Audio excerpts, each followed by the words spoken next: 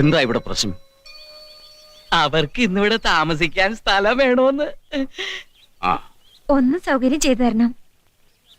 നിങ്ങളെ രണ്ടുപേരെയും കണ്ടിട്ട് പുതിയ മാരേജ് കപ്പിളാണെന്ന് തോന്നുന്നു. ശരിയാണ്. അതറിഞ്ഞിട്ട് തനിക്കെന്ത് വേണം?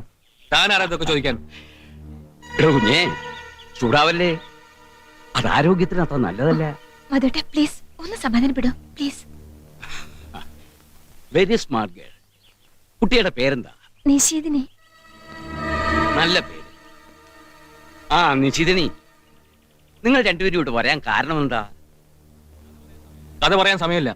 നീ വാ, നമുക്ക് പോവാം. കുഞ്ഞേ, വെറുതെ അഹങ്കാരത്തിന് വേണ്ടി കാണിക്കുന്ന ഈ ധൈര്യം ജീവിക്കാൻ ആഗ്രഹിക്കുന്ന ഈ പാവം പെൺകുട്ടിയോട് വേണ്ട. ഏതായാലും ഈ കൊച്ചിനു വേണ്ടിയെങ്കിലും താമസിക്കാൻ ഏർപ്പാടാക്കി തരാം.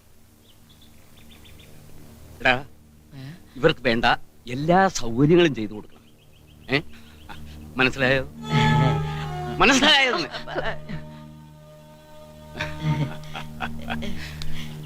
വാ വാ.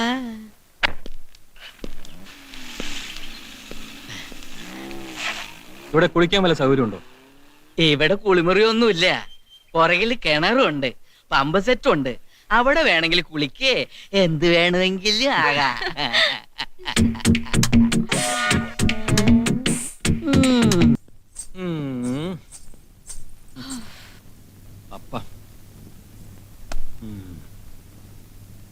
മധുവേട്ടൻ എന്താ ആലോചിക്കുന്നേ? അയാളങ്ങനെ ചോദിച്ചോണ്ടാണോ? Past is past. കഴിഞ്ഞതെല്ലാം കഴിഞ്ഞു. ഇനി നടക്കാനുള്ളത് നമുക്ക് ആലോചിക്കാം. ആലോചിക്കട്ടെ.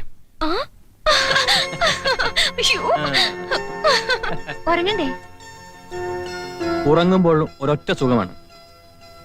പക്ഷെ ഉണർന്നിരിക്കുമ്പോൾ കിട്ടുന്ന സുഖം, അനുഭവം എല്ലാത്തിനും ഒരു പ്രത്യേകത ഉണ്ട്. അങ്ങനെയോ? ആ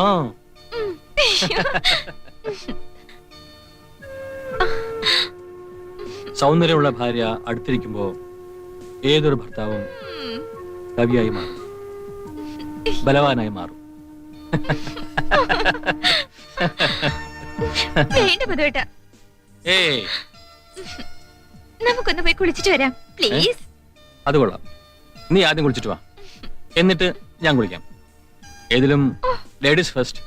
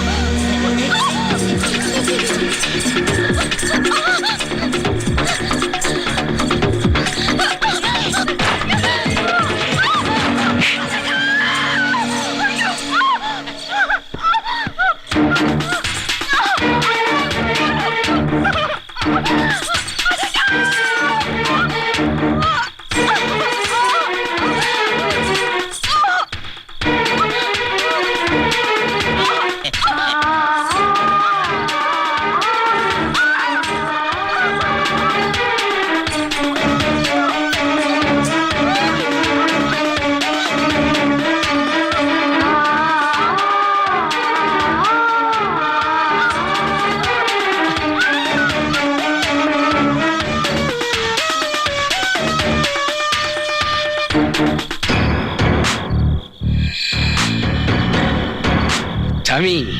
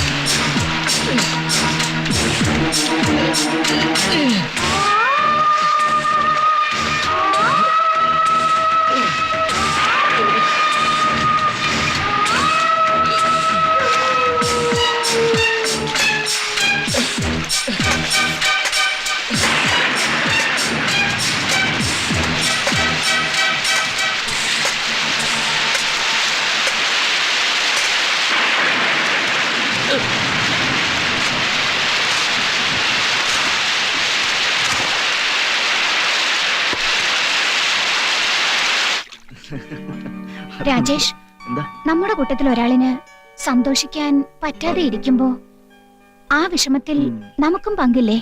അതിനിപ്പോ നമ്മൾ എന്ത് ചെയ്യണമെന്നാ സിന്ധു പറയുന്നത്? വെറും ബോയ് ഫ്രണ്ടും ഗേൾ ഫ്രണ്ടും ആയിട്ടല്ല നമ്മൾ ഓരോരുത്തരും കാണുന്നത്. നമ്മളില്ലാത്തൊരു ലോകം നമുക്ക് വേണ്ടാന്ന് വെച്ചിട്ടല്ലേ നമ്മൾ എല്ലാവരും ഒന്നിച്ചിവിടെ കഴിയുന്നത്. നമ്മളെല്ലാരും കൂടെ കളിച്ചും രസിച്ചും ചിരിച്ചും സന്തോഷമായി നടക്കുന്നു. പക്ഷെ ഉറങ്ങുമ്പോ മാത്രം സെപ്പറേറ്റ് ആയിട്ടാണ് കിടക്കുന്നത്. അത് നമ്മുടെ നാടിന്റെ കൾച്ചർ അല്ലേ? സിന്ധു കുഞ്ഞിനൊരു ഫോണുണ്ട്, അച്ഛനാണ്, ഉടനെ തിരിച്ചു വിളിക്കാന്ന് പറഞ്ഞു. ശരി, ഞാൻ ഇപ്പൊ വരാം.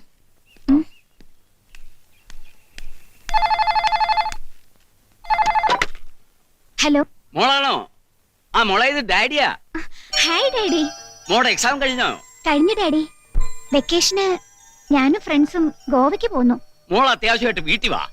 ഗോവയ്ക്കൊക്കെ പിന്നെ പോവാ. ശരി, വെക്കട്ടെ. ബൈ. Okay, by.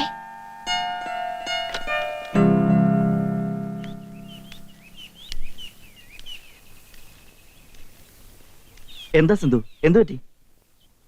എന്താന്നറിയില്ല, ഡാഡി അത്യാവശ്യമായിട്ട് വരണമെന്ന് എന്നോട് പറഞ്ഞു.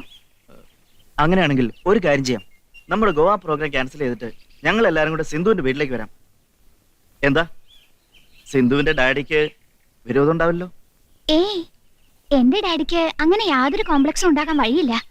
പുള്ളിക്കാരൻ നല്ല സോഷ്യൽ ടൈപ്പാ. അപ്പൊ പിന്നെ ഒട്ടും താമസിക്കണ്ട, നാളെ തന്നെ പുറപ്പെടാം.